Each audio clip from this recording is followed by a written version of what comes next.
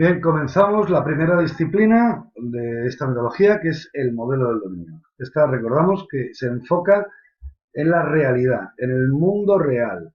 Quiero antes de empezar a hacer el proyecto, antes de empezar a tomar requisitos, análisis, diseños, antes de tomar cualquier decisión, quiero ver cuál es el contexto del mundo real en el que voy a empotrar mi sistema software, hardware, y cómo va a colaborar con la organización en la que estamos. Y sobre todo va a coger el vocabulario que vamos a respetar durante todo el proyecto. Este sería el modelo de dominio. Este, este, esta disciplina debería llevarse a cabo por el comercial o el gerente de la empresa, el que ha estado en conversaciones con el cliente hasta que han encontrado una forma viable de llevar a cabo el desarrollo de este producto. En el caso de que el comercial o el gerente de la línea de venta, no sé qué, no hubiera hecho nada de esto, entonces la metodología te sugiere que lo primero que hagas es esto, antes de empezar con requisitos y con nada. Bien, vamos a ver la definición, los objetivos, la actividad, el modelo del dominio en sí, cómo queda y las conclusiones. Bien, el modelo del dominio lo que hace es describir los conceptos más importantes, tipos de objetos, pero estamos hablando del mundo real, no estamos hablando de objetos software, estamos hablando de puerta, ventana, bueno, si fuera que vamos a hacer un software para edición de planos de un arquitecto de civil, me refiero, o sea, para diseñar casas, para un diseñador, bueno, pues entonces, pues que me cuente las cosas que tiene pensado.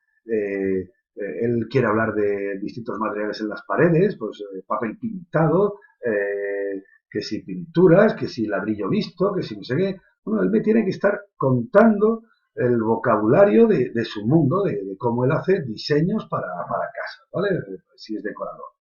Bueno, pues son tipos de objetos, pero son reales, no estamos hablando de software. Todavía nadie duda o nadie niega que a lo mejor en el software que hagamos para un decorador de casas, al final tengamos, en nuestro software, tengamos clase puerta, clase ventana. ¿Por qué? Porque nos inspiramos un poco en la realidad, en ese vocabulario, ¿vale? Entonces vamos a centrarnos en el mundo real y vamos a olvidarnos de que vamos a posteriori hacer un sistema software con unos requisitos y código. Nos olvidamos de requisitos y de código. Bien, pues entonces aquí vamos a contemplar objetos de negocio, que representan cosas que son manipuladas, objetos del mundo real y conceptos de un sistema de se necesita hacer un seguimiento, como unas actas de una asignatura, es algo de lo que estamos haciendo un seguimiento. Eventos que ocurren,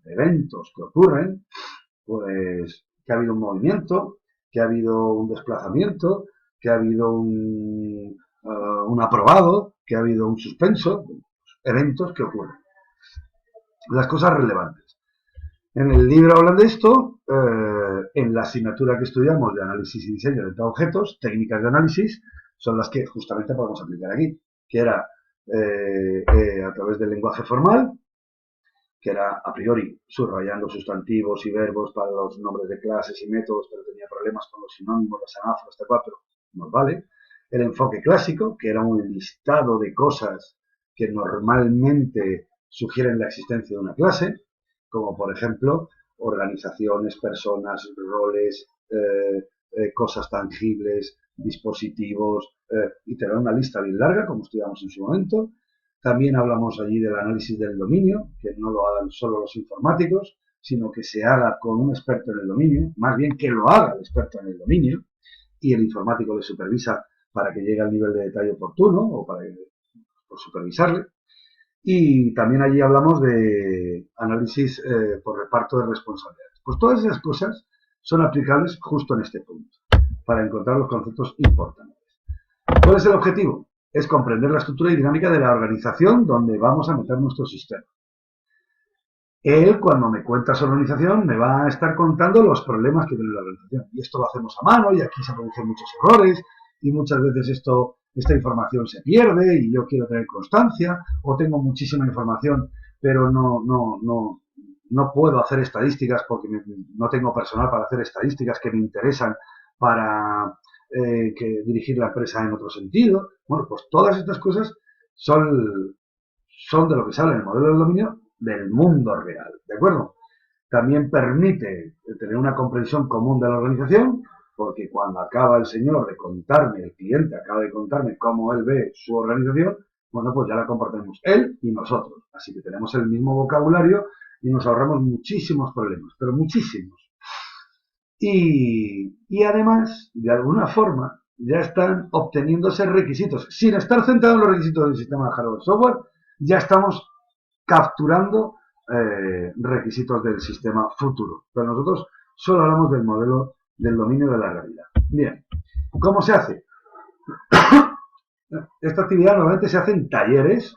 Al decir talleres me refiero a un despacho, una mesa, con una buena pizarra o una buena pantalla para una herramienta case y 2, 3, 4 personas como muchísimo y empezar a contar y a contar qué es lo que hacéis, qué tenéis, qué es importante, qué no es importante y hay que aprender a preguntarle de 1000 formas las mismas cosas para ver si cuando él se explica saca algo nuevo, porque muchas veces lo que ocurre es que el cliente sin querer se está olvidando, lo da por hecho, cosas que son fundamentales. Entonces hay que preguntar, preguntar y preguntar. Él lo cuenta, luego se lo cuentas tú, te quedas trabajando con ello y por qué esto no está relacionado, entonces vuelves a quedar con él, que te explique dudas, ¿vale? Así hasta que haya un convencimiento mutuo de ambas partes, de los clientes y del equipo de desarrollo, de que hemos encontrado los sustantivos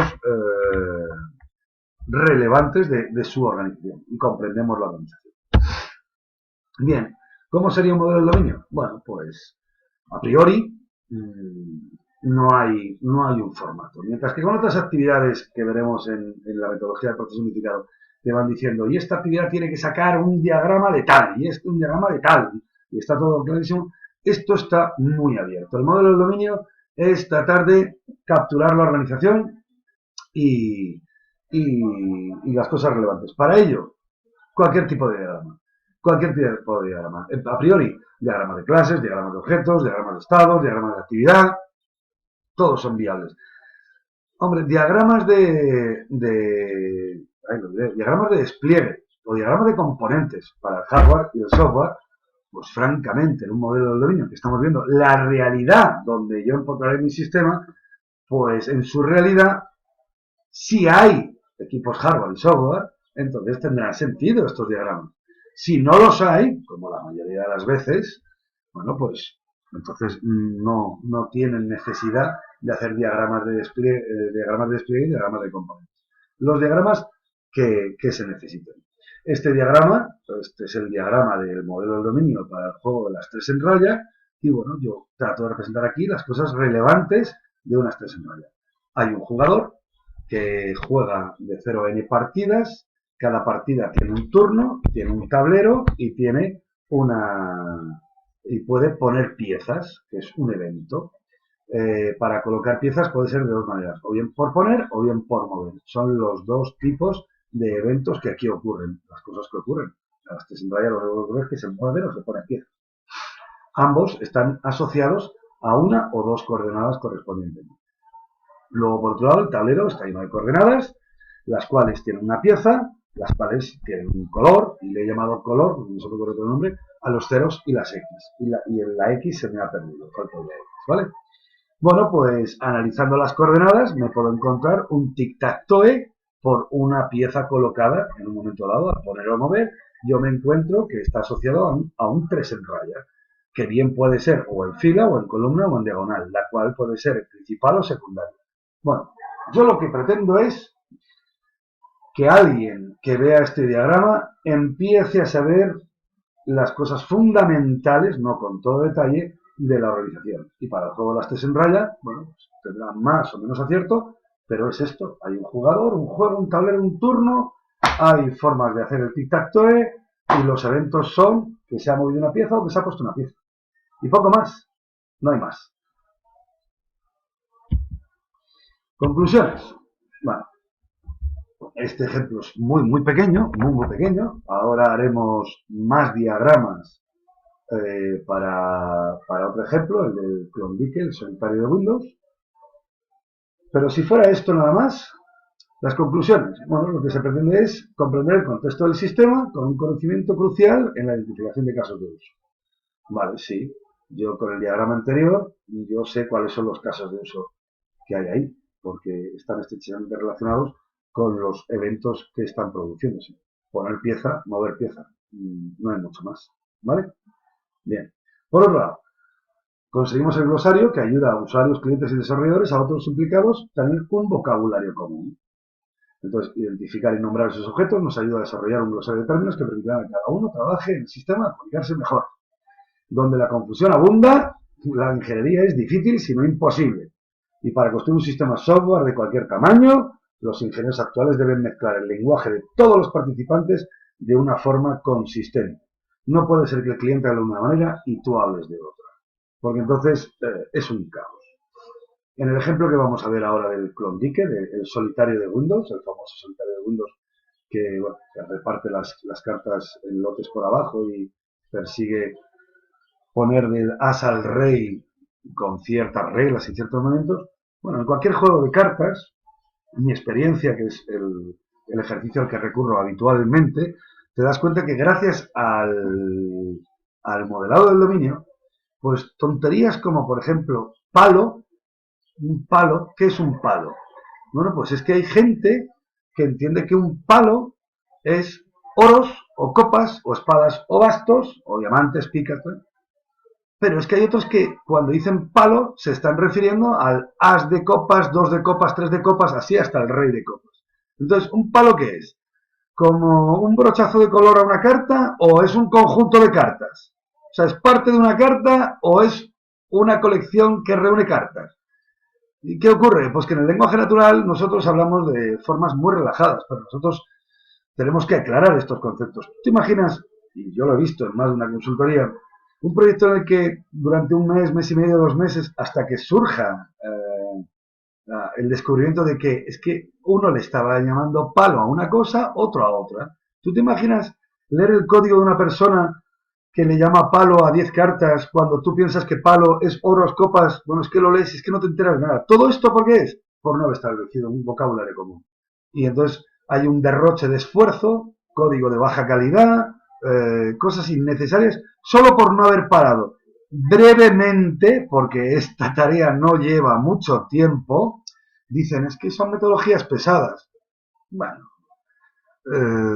yo prefiero con mucho parar un momentito, hacer esto y ya todos tenemos el vocabulario común y ya estoy bastante más tranquilo de que lo que piensa todo el equipo de desarrollo es lo mismo. No va cada uno por un lado como ocurre en muchos proyectos. Y esos son causa de los grandes dramas de muchos proyectos. ¿Vale? Pero es que además de que me va a permitir establecer la comprensión común, el vocabulario común, llámalo como quieras, es que todo este trabajo que vamos a hacer va a ser para que otras actividades posteriores de requisitos y de análisis incluso no empiecen con un folio en blanco. Empiezan ya con un montón de trabajo hecho, pero sin haber estado pensando en requisitos y mucho menos en análisis. Pensando en el mundo real. ¿De acuerdo? Vale.